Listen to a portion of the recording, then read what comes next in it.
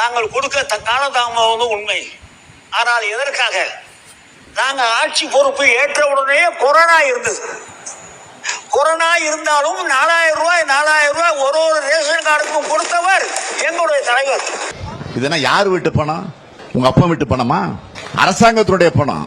அரசாங்கத்தினுடைய பணம்னா உங்க பணம், நீங்க தருகிற வரி பணம். நம்ம கத்திய நம்ம கழுத்துக்கே திருப்பிட்டாங்களே. கொரோனா இருக்கு என்று சொல்லி சாக்கு சொல்லிக்க தப்பிக்கவில்லை, அதையும் கொடுத்தாங்க. அப்புறம் வேற என்னமோ சொன்னீங்க? கொடுத்து கொடுத்து சிவந்த கை. கோயில குங்குமம் குத்துறா? கோயில குங்குமம் குத்துந்தாரு. மதிப்பிற்குரிய உறுப்பினர் அவர்கள் ஏன் கொடுக்கவில்லை, எதற்காக கொடுக்கவில்லை? ஏனென்றால் கொரோனா இருந்தது என்று சொன்னார். உங்கள் மூலமாக அண்ணனுக்கு சொல்லிக் கொள்கிறேன், கொரோனா காலத்தில் கை கொடுக்க கூடாததா என்று சொன்னார்களே தவிர மகளிர் உரிமை தொகையை கொடுக்க கூடாது என்று சொல்லவில்லை. தலைவர் திமிங்கலத்தான் ஒரு அமைச்சரே ஐபிஎல் மேட்ச்ல பவுடர் நுணுக்கிட்டு மாத்திரை நுணுக்குன்னு கதை விட்டாரு. என்ன சொல்லுது போனதுன்னு 7:30 இது வந்தாலே ஏதாவது வில்லங்கத்துல கொண்டு வரா. இப்ப என்ன கொண்டு வந்திருக்கு?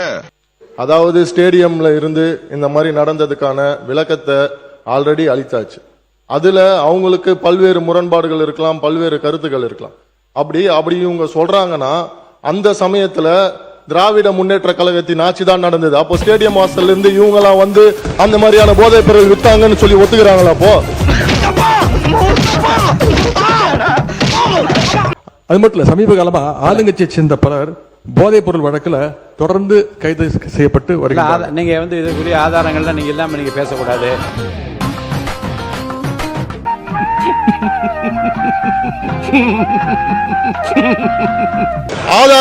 ஆதாரம் இல்லாமல் விளக்கம் கொடுத்ததுக்கு அப்புறமா தேவையில்லாத பேச. எனக்கு கூட தான் வந்து இப்ப செய்திகள்ல நீங்க சொல்லக்கூடாதுன்னு சொல்றீங்க.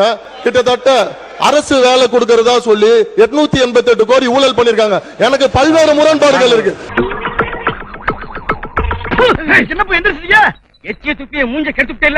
அதனால விளக்கம் அளித்ததுக்கு அப்புறம் அது மாதிரி தேவையில்லாத விஷயங்களை கருத்துக்களை தெரிவிக்க வேண்டாம் என்றது பேரவை வாயிலாக நான் தெரிவித்துக் கொள்கிறேன்.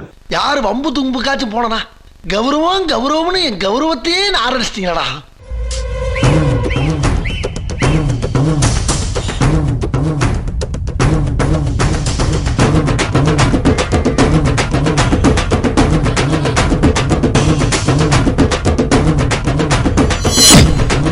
தொடர்ந்து கைது செய்யப்பட்டு வருகிறார்கள். நீங்க இதுக்குரிய ஆதாரங்கள்லாம் நீங்க இல்லாம நீங்க பேசக்கூடாது. அமைச்சர் அவர்கள் பேசுறதுக்கு ஏதாவது ஆதாரம் இருக்கா? நாங்க உடனடியாக கைது செய்யப்பட்டிருக்கோம், ஒரு கட்சியிலிருந்து நீக்கி இருக்கிறோம். என்ன யோசிக்கிற? இல்ல பொய் எப்படி சொல்றதுன்னு யோசிக்கிறேன். என்னென்ன சொல்றான் பாருங்க, கம்பி கட்டுற கதையெல்லாம் எடுத்து போடுறாங்க. நான் குறிப்பிட்ட அந்த போதை கடத்தல் மன்னன் ஜாவர் சாதிக் சம்பந்தப்பட்ட எந்த பெயரையும் நான் சபை நாகரிகம் கருதி சொல்லவில்லை. அதே நேரத்தில் அந்த வழக்கில் ஒன்றிய அரசு டெல்லியில பதிவு செய்யப்பட்ட வழக்கு தான் தவிர்த்து இங்கே எந்த வழக்கும் பதிவு செய்யப்படவில்லை.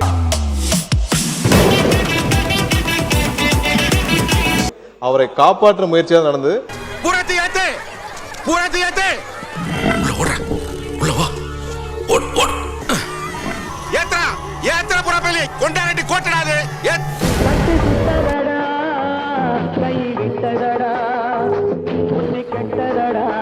இவர்கள் தேவைப்பட்டால் யார் யாருடன் எந்தெந்த வகையில் புகைப்படம் எல்லாம் அப்போது சமூக வலைதளத்தில் எல்லாத்தையும் வெளியானுச்சு. சபை நாகரிகம் கருதி நான் அதை வெளியிடவில்லை, யாருடைய பெயரையும் குறிப்பிடவில்லை. நல்லதொரு குடும்பம், பல்கலைக்கழகம், அன்புமணி வழங்கும் மாண்புமிகு பொதுப்பணித்துறை அமைச்சர்கள். பார்லிமெண்ட் டைகர் கேள்விப்பட்டிருப்பீங்க, அசம்பிளி டைகர் கேள்விப்பட்டிருக்கீங்களா? இந்த தடவை கேள்விப்பட்டிருக்கீங்க.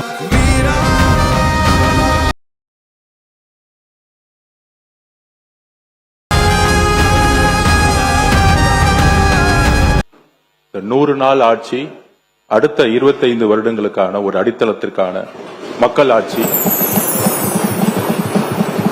தற்போதைய ஆட்சி பொறுப்பேற்ற உடனே மாண்புமிகு முதலமைச்சர் அவர்கள் கையெழுத்திட்ட 3 திட்டங்களில் ஆன்டி நார்கோட்டிக்ஸ் டாஸ்க் போர்ஸ்.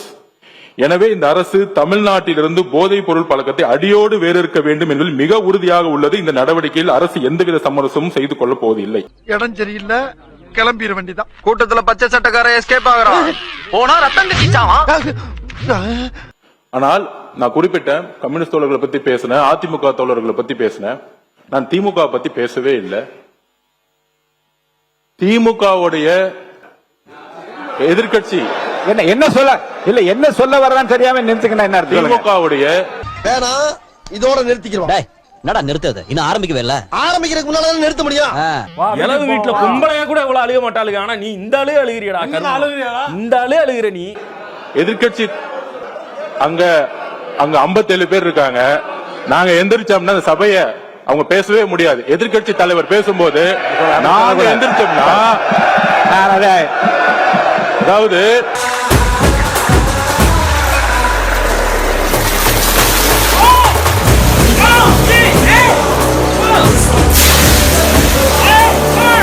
மாநில பொதுப்பணித்துறை அமைச்சர் சொன்ன கருத்தை ஏற்க முடியாது. அதை மட்டும் அவைக்குழு நீக்குகிறேன். நீங்க பேசுங்க. யாரும் சொல்லிட்டு நீக்கிட்டு அந்த உட்காருங்க.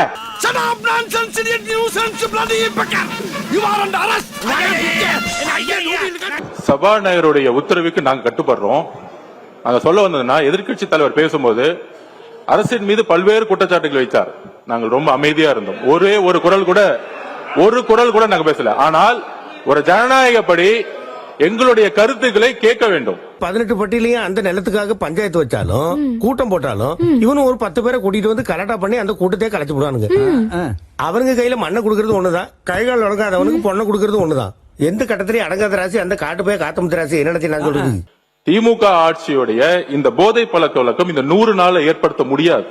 2020 வரைக்கும் 2020க்கு முன்பு தமிழ்நாட்டில் போதை கலாச்சாரம் இல்லை. ஆனால் இந்த கலாச்சாரம் எங்க ஆதாரம் இங்க இருக்கு. ஆதாரம் ஒரு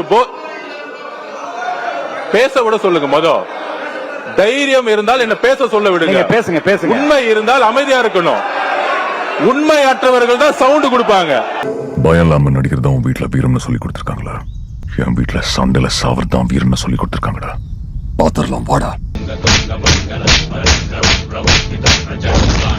அமுதன் அந்த கொலை செய்யப்பட்டது குறித்தான் அதுக்கு அமைச்சர் அவர்கள் சொன்ன பதில் பொறுத்தளவுக்கு அமைச்சர்கள் சொன்ன கருத்தை ஒட்டி ஏதாவது சொன்னாங்க. அந்த கருத்து இல்ல அதை மட்டும் தான் எங்க மாவட்டத்தில் அந்த மாவட்டத்தில் சம்பந்தப்பட்ட சட்டமன்ற உறுப்பினர் பேசுறேங்க. திமுக ஆட்சியில் நீ கொடுக்க மாட்டீங்க. அவங்க கொடுத்துருக்காங்க.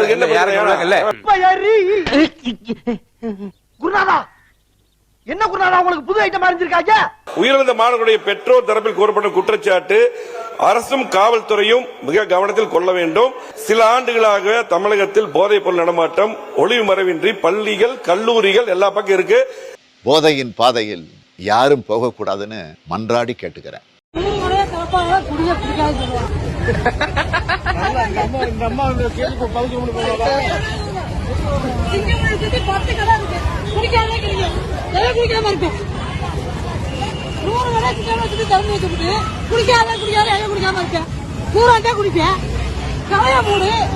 எனக்கு தெரிஞ்ச டாக்டர் புதுசா ஒரு ஆஸ்பத்திரி ஆரம்பிச்சிருக்காரு. வந்து ஒரு ஊசியை போட்டு போங்க. ஊசியை போட்டு போவா? நான் எதுக்கு ஊசி போடணும்? நீங்க முகராசியான ஆளா இருக்கீங்க. வந்து ஒரு ஊசியை போட்டு போனீங்கன்னா அப்புறம் அந்த ஆளுக்கு அதுவா வியாபாரம் ஓடிக்கும்.